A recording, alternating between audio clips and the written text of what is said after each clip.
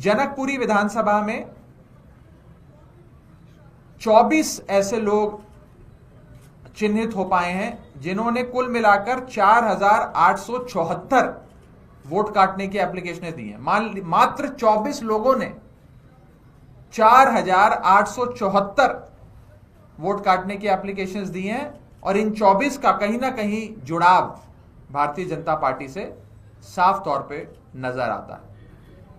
मैं बता दूं कि जनकपुरी में कुल मिलाकर मतदाता सूची प्रकाशित होने के बाद 7,055 वोट काटने की एप्लीकेशनें आई। 7,055 में से 4,874 इन 24 लोगों ने दी हैं। ये मैं उसका पूरा ब्यौरा लाया हूं, ये मैं भी आपको दे दूंगा। इसके बाद अगली विधानसभा है करावल नगर। इसमें कुल मिलाकर 3,861 एप्लीकेशंस वोट काटने की आई, जिसमें पता लगा कि 3,260 यानी कि 3,260 एप्लीकेशनें सिर्फ 2 लोगों ने दी हैं। 2 लोगों ने 3,260 वोट काटने की एप्लीकेशन एक विधानसभा क्षेत्र करावल नगर में दी हैं। एक कोई स्वाति पांडे जी हैं, एक लकी गुप्ता जी हैं, इनकी भी मैं डिटेल लाया हूं, ये भी मैं आपको दे दूंगा।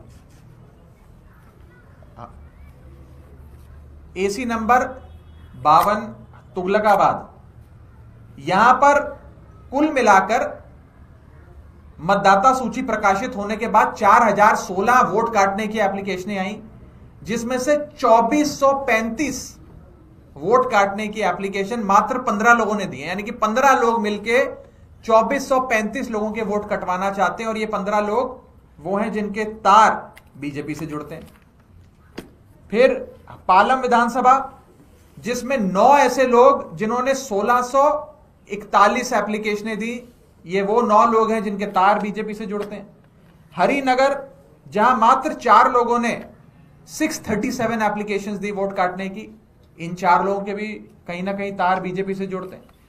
मुस्तफाबाद, एक ही आदमी ने 534 वोट काटने की एप्लीकेशन दे दी है। एक आदमी एक विधानसभा क्षेत्र में 534 वोट कटवाने की एप्लीकेशन दे रहा है, राजकुमार नाम का ही शख्स है। और रजौरी गार्डन में 6 लोगों ने 571 वोट काटने की एप्लीकेशनें दी। कुल मिलाकर रजौरी गार्डन में 1,297 एप्लीकेशंस आई, जिसमें से 571 एप्लीकेशंस इन 6 लोगों ने दी, जिनके नाम आज अभी हम सार्वजनिक करेंगे। इनके भी तार बीजेपी से जुड़ते हैं। हमने थोड़ी जांच पड़ताल करने की कोशिश करी कि ये लोग कौन हैं और जिनके बारे में हम कह रहे हैं जिनकी तार बीजेपी से जुड़ते हैं। तो एक, जैसे कि उदाहरण के तौर पे जनकपुरी में 194 वोट काटने की एप्लीकेशन एक ये महेंद्र कुमार मलिक जी हैं जिन्होंने दिया है। ये बीजेपी के मेंबर है। ऐसे ही एक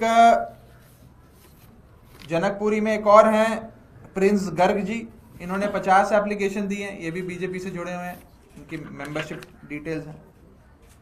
ऐसे ही जनकपुरी में एक और हरी शर्मा जी हैं, उनका भी ऐसा ही है।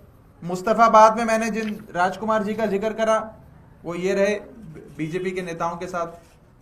तो कहीं ना कहीं या तो वो बीजेपी से प्रत्यक्ष रूप से अप्रत्यक्ष रूप से जुड़े हुए हैं, उनके साथ काम कर रहे हैं, या तो उनके दफ्तर में पगार लेकर काम कर रहे हैं, या उनके समर्थक हैं, या उनके कार्यकर्ता हैं, उनके वर्कर हैं, या उनके ऑफिस बियरर हैं। ऐसे सारे लोगों का ब्यौरा सामने आया।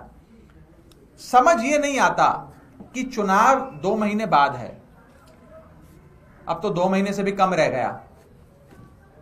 इतने चुनाव के पास आकर इतने बड़े स्तर पर वोट काटने की क्या जरूरत आन पड़ी?